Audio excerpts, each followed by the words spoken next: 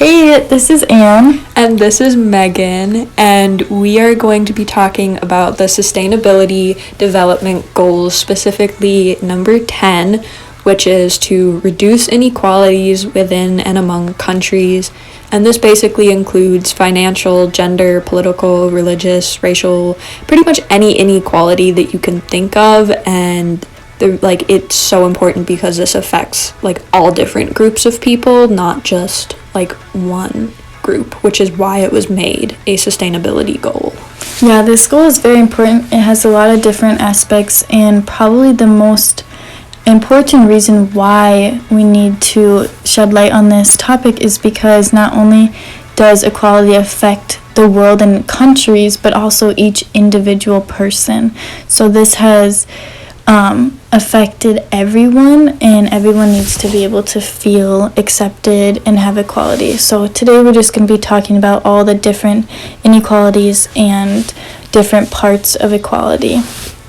Yeah, so as Anne said, this is a very important goal. You could see it all over the news, especially recently. I know I've seen all across social media about the genocide currently going on in China towards Muslims, and kind of just goes to show that even in 2021, there's still a lot of religious inequalities.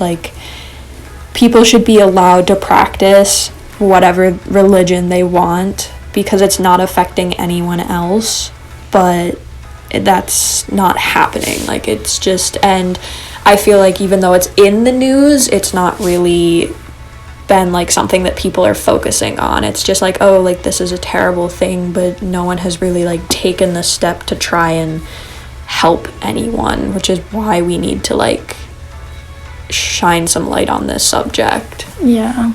And also another big one that I've been seeing a lot is the Black Lives Matters protests this past summer, and still continuing, and a lot of trials still going on about police brutality, and there's a lot of conversations about that, and they need to be talked about, and people need to be aware of what's happening, because a lot of times I think these things just get shoved in a corner and people aren't aware of what's happening. And so these are good topics to talk about, inequality and how different ways where we can bring more equality towards different people and minorities, such as women, people of color, people in third world countries, or any other group that has been targeted in the past that is a minority that could be taken advantage of or been led to mistreatment. And it's crazy because everywhere around the world there are people facing some sort of inequality. I know I've seen in Poland a bunch of women protesting the abortion laws because abortion was made illegal, and it's just women are tired of having their bodies controlled by government. As long as it doesn't affect someone, you don't have a say in what someone else can do with their body.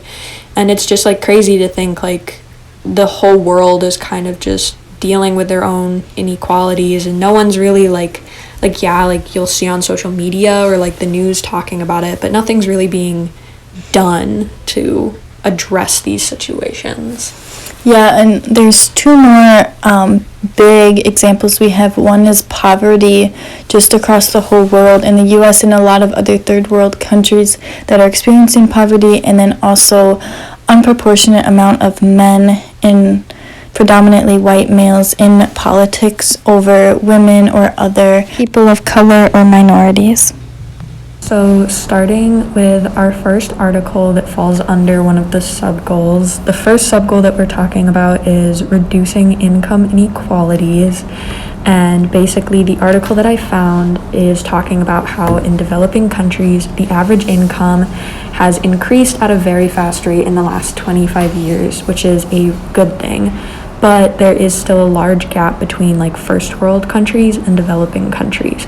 So North America is 16 times higher with income than people in sub-Saharan Africa. And between countries it's improving, but within the countries they're actually worsening. So 71% of the population lives in countries where inequality has grown, and that mainly increases in countries like China and India. But Latin America and the Caribbean have actually decreased their income inequality, and this might be due to travel. And then the income has become more concentrated at the top 1%. The number of billionaires has doubled, and 26 of the richest people in the world has as much money as 3.8 billion of the poorest people in the world. Minorities are still facing discrimination when it comes to income and jobs, and people with disabilities are 5 times more likely to incur a lot of healthcare debt. Income inequality really impacts a person's life expectancy depending on if they have access to healthcare, education, water, a sanitary environment, anything that is needed for just basic survival. And it also really impacts someone's human rights through discrimination, and that's why this sub-goal is so important. So moving on to our second sub-target, which is promoting universal social, economic, and political inclusion. So while the balance between men and women in political positions is still not equal, the amount of women in positions of power has increased. However, 119 countries have never even had a woman leader yet. 13 countries have had women as the head of government. In an article that we read, there's a straight quote from it that says, "There is established and growing evidence that women's leadership in political decision-making processes improves them." For example, research on pancreatitis local councils in India discovered that number of drinking water projects in areas with women-led councils was 62% higher than those with men-led councils. So this is not to say that female leaders necessarily make decisions better or that males do it better or vice versa. It just is pointing out the fact that sometimes women can reach a different set of population than men can, because women do make up 51% of the population, and with 100% male leaders, we're missing out on a different perspective that represents 51% of the population. So having women leaders is extremely important. There is good direction being made towards having more women in leadership, but there's still room to grow there. Some other good news is that in the U.S. in this past election, Sarah McBride won the race in Delaware, becoming the first transgender state senator. And also Mondaire Jones and Richie Torres are the first openly gay Black congressmen. So there definitely are improvements, but there are a lot to go. So we are going to move on and talk about what our community here in La Crosse and Onalaska have done to help move our goal forward. So now talking about current news that are in other countries and around the world, we have 3 examples that have all happened in the past year. So they're all pretty recent. So the first one is about gender equality. So Sudan criminalized female genital mutilation, and government-approved amendment that bans mutilation. So there's progress being made, but still a lot to go.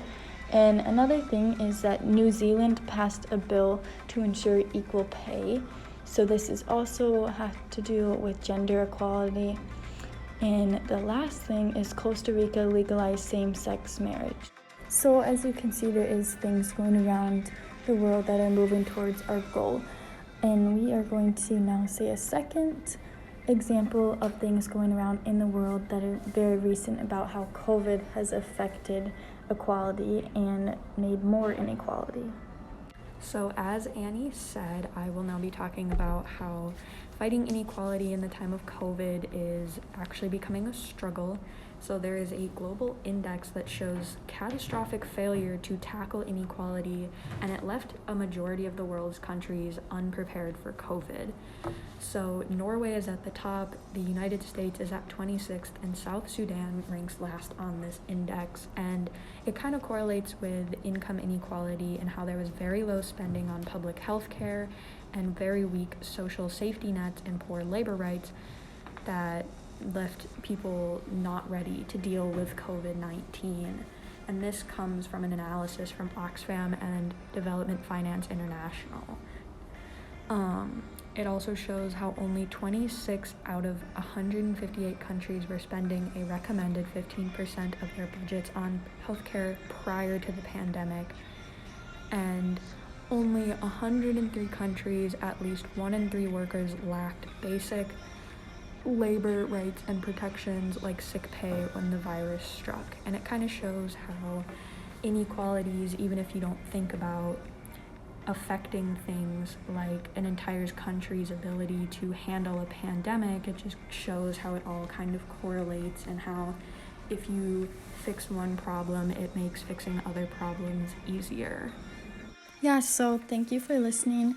I hope you learned something, and hopefully you guys can all see how much room we still have to grow, but also see that we are making improvements and each person can do their part individually to help the world as a whole create equality for everyone. So thank you for listening and have a good day.